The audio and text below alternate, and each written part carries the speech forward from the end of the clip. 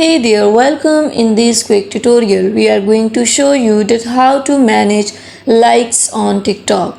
It's super easy and we will make sure you get it right.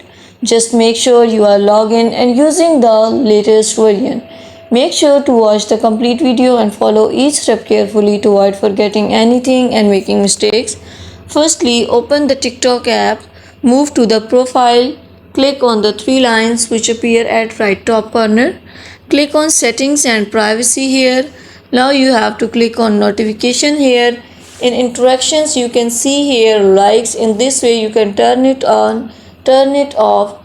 In this way you can manage likes on your videos and you can also manage these likes on others video. Thank you so much.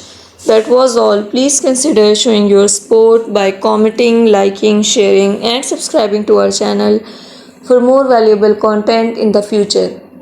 Your engagement is highly appreciated. I wish you very good luck. Thanks.